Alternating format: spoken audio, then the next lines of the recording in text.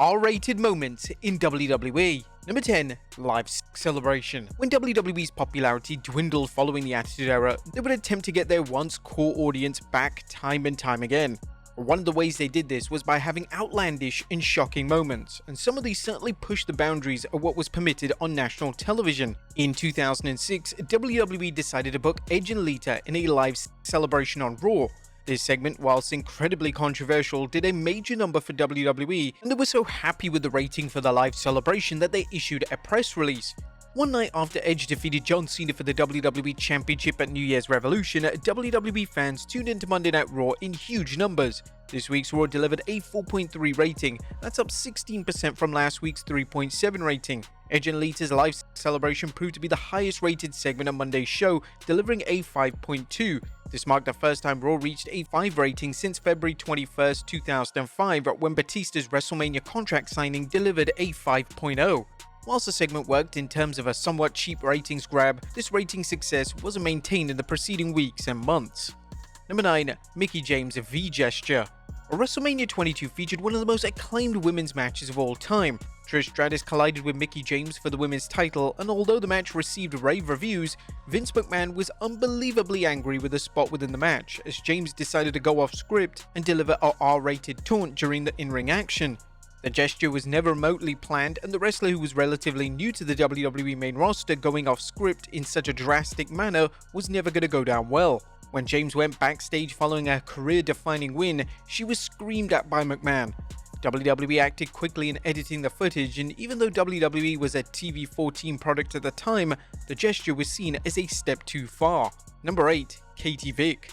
Now, as we mentioned at the beginning of the video, WWE, after the end of the Attitude Era, were prone on pushing boundaries to get the attention of lapsed fans. In 2002, they went completely off the rails with this idea as they decided to introduce the world to Katy Vic. This storyline wasn't just rated R, it ultimately resulted in one of the most despised and ridiculed storylines in company history. During a feud between Triple H and Kane, the game would reveal that before Kane arrived in WWE, he was in a relationship with a woman named Katy Vic. The game would claim that Kane and Vic were involved in a car accident, and after Vic passed away, Kane proceeded to perform an inappropriate act on the deceased woman. If this wasn't bizarre enough, WWE eventually filmed and aired a segment where Triple H mimicked the act. Whilst utterly gross and bottom of the barrel from a storyline perspective, the angle also completely erased Kane's prior established backstory that WWE had been telling the audience for years. Number 7. Kurt Angle, the sexual deviant. In 2005, WWE moved forward with a Kurt Angle vs Booker T feud, and on paper it sounded great. Angle and Booker were amongst the two best workers in the entire company, but this was WWE after all, so they decided to add the most unnecessary storyline element into the feud. The storyline escalated when Angle would begin to harass Sharmell with the aim of having his way with her. According to Angle himself, the storyline made him incredibly uncomfortable, and he claims that it was a weird storyline trajectory for WWE to go down. In relation to the woman involved, that being Sharmell, this is what she had to say regarding the infamous storyline during an interview with Chris Van Vliet. Kurt was stalking me because I was so new at the time, I don't even know. They were like, okay, here's what you're doing. Okay, I don't know who came up with any of that, but I thought it was brilliant. Everybody's really touchy right now in this day and age, but it didn't bother me. I thought it was great. It was interesting, but I don't know if you could get away with that in this day and age. Everybody's like, no, we can't do that. It wouldn't fly now, but because it was acting, you know what I mean? Now there's some serious situations out there that are like that, and I don't condone that at all. But when it was acting, it was okay for me. That's just me. Number 6. WWE push PG guidelines. Since WWE transitioned into a PG product in 2008, they've been reluctant to book any truly rated R moments. However, WWE still from time to time like to push the boundaries in this regard, and even Vince McMahon was in favor of breaching PG guidelines on a rare occasion. One of the times WWE did this was in early 2019, as a stagehand walked into Alexa Bliss's locker room and she appeared to be without a top. Dave Meltzer from the Wrestling Observer commented on the segment by stating that WWE were trying to make things sexy. So the idea is that they wanted to bring back this idea of God only knows what. It's like old time stuff. It's like whatever, that stuff's on regular TV shows all the time too. It was an attempt to do something that was very awkward in execution, but it was an attempt to make things sexy. That's all it was. Fortunately for WWE, the segment was incredibly popular, and as things stand, the YouTube upload of the segment is sitting over at 14 million views on the platform. Number 5. Liv Morgan's shenanigans with Dominic Mysterio. Since Triple H took over WWE Creative, they've allowed their talent to push the elements of PG, so much so that a lot of the fans and wrestling historians currently don't even label WWE as a PG presentation. One of the ways they've pushed the boundaries have been creating edgy content has been with Dominic Mysterio and Liv Morgan. Their relationship has been filled with innuendos and suggestive acts, and the best example of this was on the June 10th, 2024 edition of Raw. Morgan would make her presence felt during a match on the show, and she would end up being knocked off the apron straight onto Mysterio. Morgan remained in a mounted position on top of Mysterio, and she would begin to feel him in an inappropriate manner.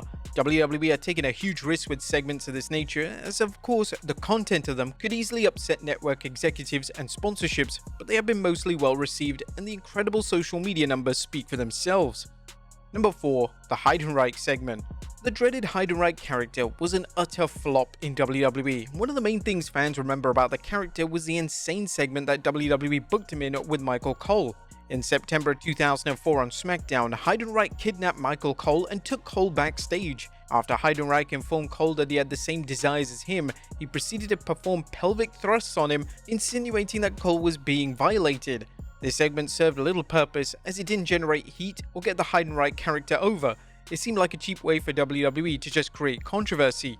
According to Heidenreich himself though, Vince McMahon informed him that he came up with the segment in a dream, which is of course incredibly disturbing.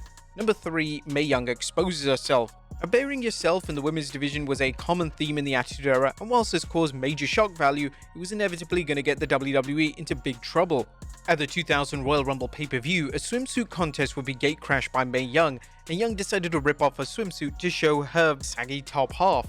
Whilst this wasn't anything too controversial for the respective time, this was the first pay-per-view to air free in the UK on Channel 4, and the network was absolutely livid. Due to the scenes on display, this forced Channel 4 to air all future WWE pay-per-views with a delay, and they would edit out anything that they believed was too controversial. Number 2. Hotel Shenanigans.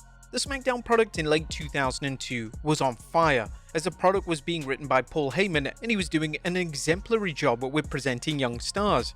Whilst the product was being celebrated by fans, one storyline that SmackDown was committing to was leaving fans baffled. The feud between Dawn Marie and Tori Wilson lasted for months, and it only existed to try and appeal to the Attitude Era audience, which had unfortunately for WWE disappeared the year prior.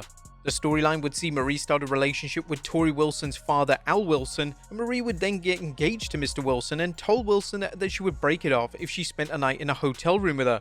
Marie would eventually show footage of this at Armageddon in 2002, and it was presented as a huge segment that warranted a pay-per-view purchase. In the footage, the two women would strip and kiss, and although the footage received a big reaction, it probably didn't warrant a pay-per-view slot. The storyline then went completely off the rails when Mr. Wilson died from a heart attack, and in a crazy plot twist, it was revealed that the heart attack was caused by having too much stamina in bed. And number 1. Kelly Kelly striptease. Former Divas champion Kelly Kelly would make her WWE debut on the revamped version of the ECW brand. At first, WWE evidently had no desire to have Kelly to be a prominent in-ring talent, as it booked her as an exhibitionist. Kelly would perform a striptease for her debut, and this was incredibly risque even for 2006. In relation to how the segment and character came about, Kelly revealed all during an interview with Chris Van Fleet, and the insane thing about this segment is that Vince McMahon showed Kelly how he wanted it to be performed on TV. Paul Heyman called me and said, "We have this idea and it's this gimmick, and you're going to come out and you're going to do this tease, and then your jealous boyfriend is going to come out and wrap you in a towel." Vince is like, "It'll be fine, I'll teach you the moves." I was like, well, whatever I have to do to get my foot in the door. My first day, I remember Triple H and Vince were all in the room and they were just like, "Alright, these are the basic moves that we need." I'm like sitting there and I'm watching Vince McMahon, who I watched when I was 13 years old and just idolized, and he's got a chair and he swings his jacket around. That's a visual I don't think we ever want to see. But there you have it, folks. R-rated moments in the WWE. Be sure to leave your comments down below. I'll see you next time with some more wrestling content.